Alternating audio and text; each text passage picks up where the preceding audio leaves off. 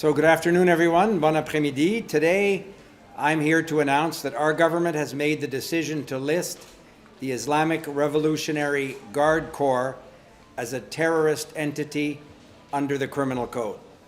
This action sends a strong message that Canada will use all of the tools at its disposal to combat the terrorist entity of the IRGC. The Iranian regime has consistently displayed disregard for human rights, both inside and outside of Iran, as well as a willingness to destabilize the international rules-based order. Our government will ensure that there is no immunity for Iran's unlawful actions and its support of terrorism. La décision d'inscrire le corps des gardiens de la révolution islamique sur la liste des entités terroristes en vertu du Code criminel envoie un message clair. Le Canada utilisera tous les outils à sa disposition pour lutter contre les activités terroristes du CJRI. Le régime iranien a toujours affiché un mépris total pour les droits de la personne, tant à l'intérieur qu'à l'extérieur de l'Iran, ainsi qu'une volonté de déstabiliser l'ordre international fondé sur des règles. L'inscription s'inscrit dans le cadre des efforts plus vastes que nous déployons pour veiller à ce qu'il n'y ait pas d'impunité pour les actions illégales de l'Iran et le soutien qu'il apporte au terrorisme. Canada has already some of the strongest measures in the world against the Iranian regime. That includes the listing of several terrorist entities such as Hezbollah, Hamas, the Palestinian Islamic Jihad, and the Taliban that have benefited from the IRGC's support in the past and continue to do so, and that have helped advance Iran's interests in foreign policy. We also designated the Islamic Republic of Iran as a regime that has engaged in terrorism and systematic or gross human rights violations. As a result of this designation, under the Immigration and Refugee Protection Act, thousands of senior Iranian government officials, including top IRGC members, are inadmissible to Canada. In addition to being banned from entering the country, current and former senior Iranian government officials who are in Canada may be investigated and removed. Les agences de renseignement et d'application de la loi du Canada travaillent constamment afin d'appliquer notre régime de sanctions et de s'assurer que quiconque au Canada soutient une activité terroriste ici ou ailleurs dans le monde en soit tenu responsable. Grâce à l'ajout du CJRI à la liste d'organisations terroristes, nos agences d'application de la loi bénéficieront d'un outil additionnel pour les aider à faciliter le dépôt d'accusations de terrorisme contre ceux qui commettent ou qui soutiennent le terrorisme. Our government will always promote human rights and take action against those seeking to disrupt our way of life here in Canada or around the world. With that, I thank you, and now I'll turn it over to my colleague, the Foreign Affairs Minister, Mélanie Joly. Mel? Hi, everybody. We've been saying for years now to Canadians, don't go to Iran. With this decision today, there is a heightened risk of arbitrary detention in Iran. So my message is clear. For those who are in Iran right now, it's time to come back home. And for those who are planning to go to Iran, don't go. We don't have an embassy in Iran. We've cut diplomatic ties for years now, and therefore we won't be able to provide the consular expertise that would be required. Maintenant, nous avons dit depuis des années de ne pas aller en Iran. Avec la décision d'aujourd'hui, il y a un risque beaucoup plus élevé de détention arbitraire pour les Canadiens qui iraient en Iran. Alors, pour tous ceux et celles qui sont en Iran au moment où on se parle, c'est le temps de retourner à la maison. Et pour ceux et celles qui pensent aller en Iran, n'y allez pas. Nous n'avons pas d'ambassade en Iran. Nous avons fait en sorte de briser nos relations diplomatiques avec l'Iran il y a maintenant plusieurs années. Et donc, nous ne serons pas en mesure d'offrir les services consulaires dans les circonstances. Merci.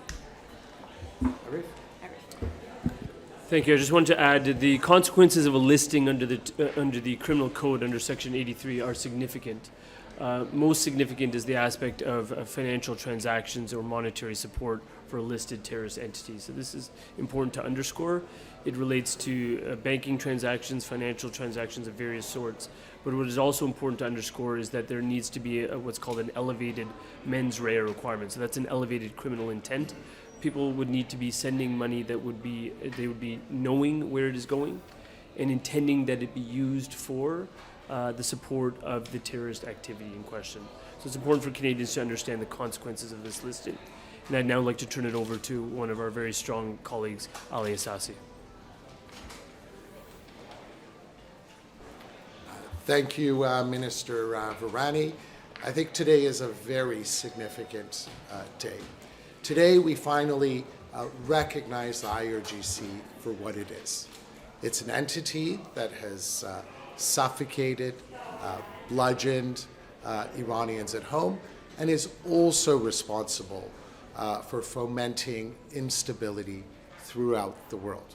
So I wanted to express my gratitude to Minister LeBlanc for having put in a robust process where he listened to a lot of voices in the Iranian Canadian community, the voices of experts, the voices of numerous stakeholders, the voices of numerous members of Parliament here today. So thank you, Minister LeBlanc, for having done it in such a robust fashion. Also wanted to thank Minister Joly for having made it possible, and for Minister Virani and the Department of Justice for having focused on this and making sure that we're doing this in a responsible fashion. Now we will take questions. Pourquoi ça a pris autant de temps? Ça fait des années que votre gouvernement subissait des pressions pour faire ce que vous nous annoncez aujourd'hui. Pourquoi maintenant? Pourquoi pas avant? La décision d'inscrire une organisation sur la liste d'entités terroristes ne se fait pas à cause de pression politique. C'est une décision basée sur le droit. C'est un niveau de renseignement qui est prescrit par le Code criminel du Canada. Le gouvernement prend des conseils, que ce soit de l'Agence du service de renseignement de sécurité, la GRC, nos partenaires à l'international, et c'est une décision délibérée que prend le Conseil des ministres basée sur les meilleurs renseignements. C'est une évaluation qui se fait littéralement tous les mois. David Vigneault et d'autres collègues me parlent d'une réunion mensuelle où ils regardent certaines entités, ils considèrent des renseignements la preuve pour en ajouter d'autres. Alors c'est un processus délibéré et le gouvernement, le Conseil des ministres a décidé maintenant que c'était le moment d'inscrire cette entité terroriste de l'Iran sur la liste. So what changed? What changed? If you've been reviewing this every month, what has changed? So the decision to list an organization under Canada's criminal code as a terrorist entity isn't made because of comments on Twitter or a question period. It's made based on the advice of our security services. It's made based on foreign policy considerations that perhaps my colleague could address. It's a deliberative process. It's a threshold that has to be met under the Criminal Code of Canada. The Cabinet considers obviously the advice of our security agencies, CSIS and the RCMP. I'm told that there's literally a monthly review by the security agencies of different entities around the world and whether or not the threshold has been met and whether or not they're in a position to recommend to the government the listing under the Criminal Code. So the Government of Canada has concluded after a deliberative process based on very, very strong and compelling evidence that the Cabinet received, that now is the time to list the IRGC as a criminal terrorist entity. Peut-être Melanie peut ajouter quelque chose. To add to what Dominic just said, from the moment we get that advice also, and that the Minister of Public Safety gets that advice, I do my work on the foreign policy side. And over the past weeks, I've been in close contact with all our G7 partners, also partners in the region, to make sure that we would be able to get their feedback, advise them, and make sure that ultimately, as we're using all the different tools in our toolbox, that this would be an important step. And so that's why we did the work. Was the US pushing Canada to do more on this file? Was there pressure from the US to do more on this file?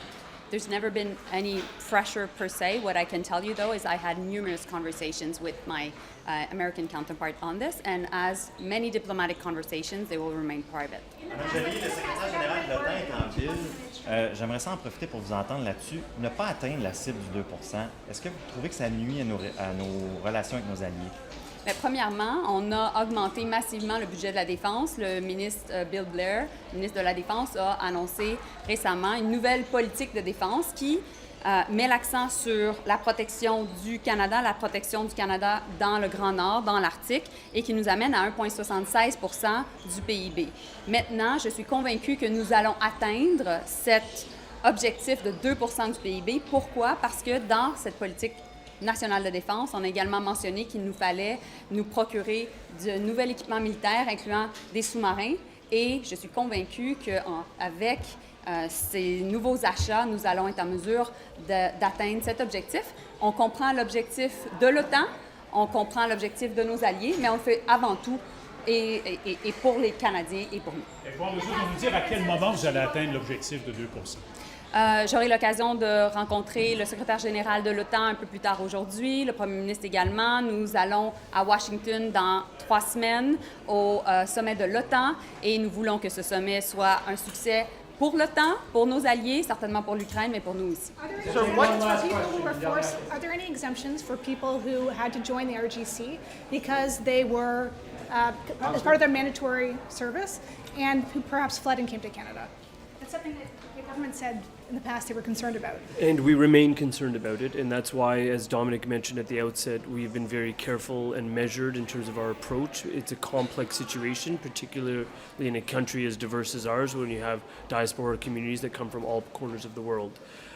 Given that situation, what we did is we reflected on the situation. What I would underscore to address your particular question is that the element of financial support of a now listed terrorist entity requires an element of intention that is elevated. And the intention needs to be that people understand and know where their funds are going to, and that they intend that they be used for the advancing of the terrorist activity's interests. If an individual was conscripted at one point in time and no longer serves with the IRGC, that would affect the analysis and inform the analysis. If the person who is sending the money does not know what it is going to be used for and is in fact kept in the dark about that information, that would also affect the analysis. It is not for me as Attorney General to weigh into the specific niceties of a given potential prosecution, but I have a lot of confidence in our law enforcement, our Crown prosecutors, and in our judges in doing an evaluation on a case-by-case basis. Did you know that?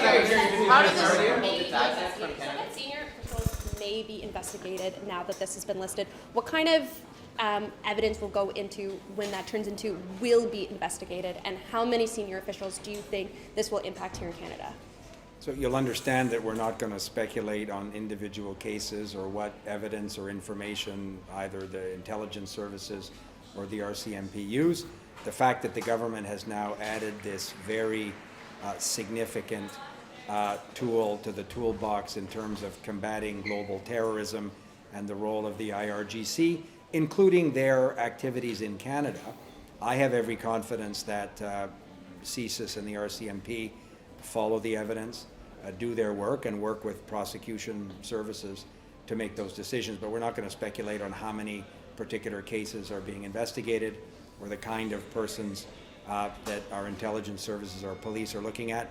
But I know from numerous conversations with both the RCMP and CSIS that they're very much seized of this issue and that they see this also as a significant step forward in their ability to protect Canadians. Are you